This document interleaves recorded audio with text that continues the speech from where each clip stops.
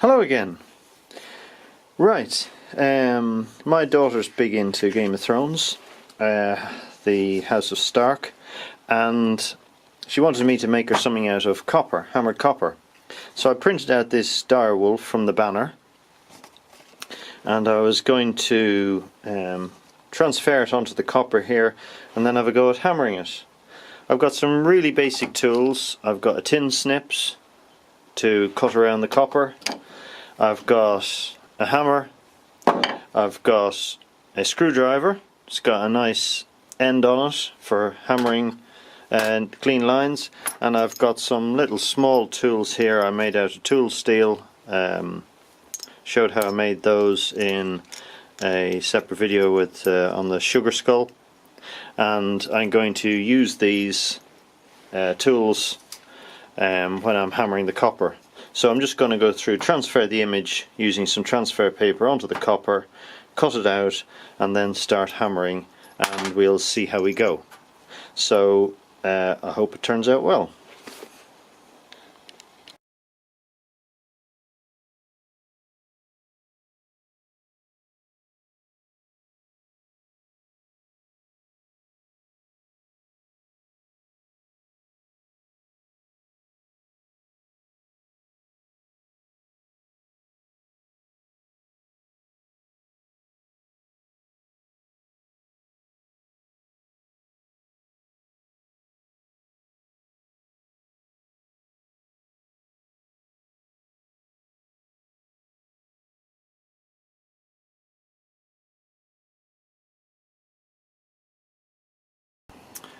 I've transferred the image on to the copper, and then I went over it with my steel scriber here just to actually scratch it in, because the white they use for transferring it comes off, and even if I put black marker on or something, that'll eventually get wiped off. So you can see the image there now with the steel scriber.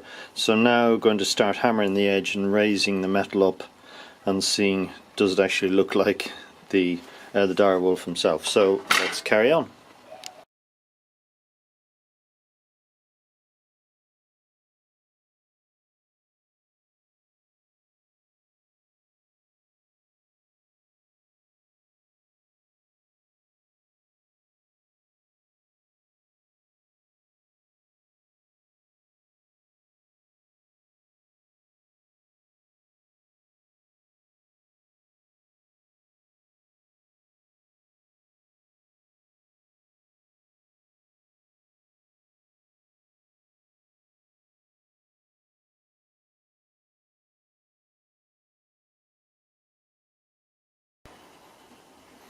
I've hammered all the basic outline now.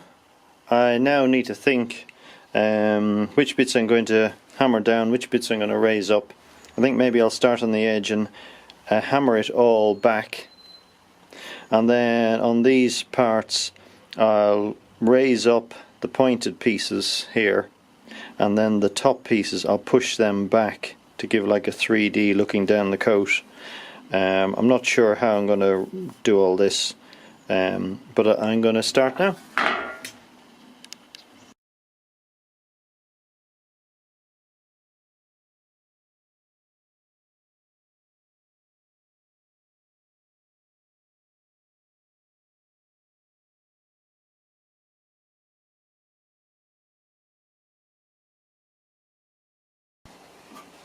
I've completed the hammering for the background now, and I've used this tool here that I made, and I've actually done it so that the shape of the tool becomes part of the shaping of the background to give it this like flowing effect, rather than trying to hide the shape of the tool. I've used it for that. So now I'm going to start putting in some of the detail and see how it starts to look.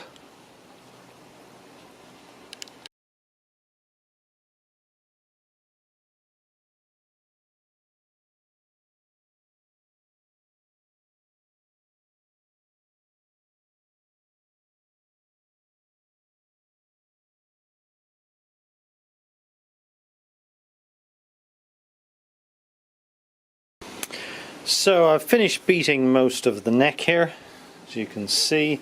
And what I've done is I've used this really fine one to give all the effect of hairs. I don't know if you can see that there, like hairs on the wolf.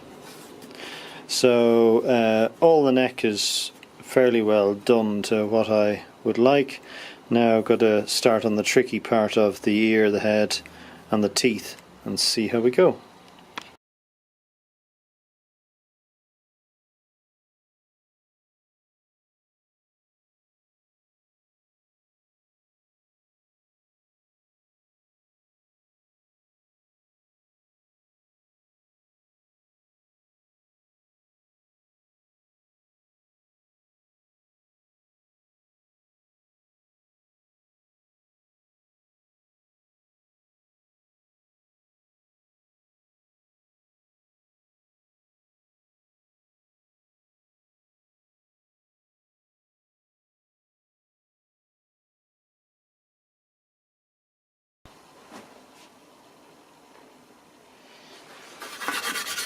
I think now I have finished all the hammering, just giving it a bit of a clean up. So here we are.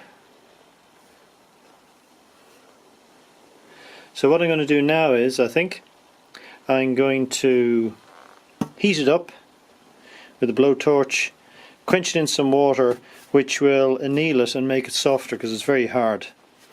And then once it's soft, I'm going to trim around the edge, and then I'm going to put black paint on it and then wire wool it off and see how it looks. So let's carry on.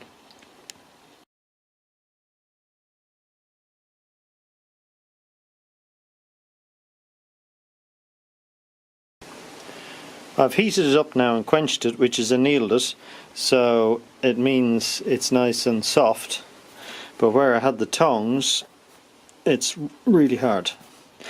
So I've wire wooled it, so what I'm going to do now is I'm going to clean it with acetone, and then I'm going to spray it with some matte black, and then I'm going to wire wool it again and see what it looks like.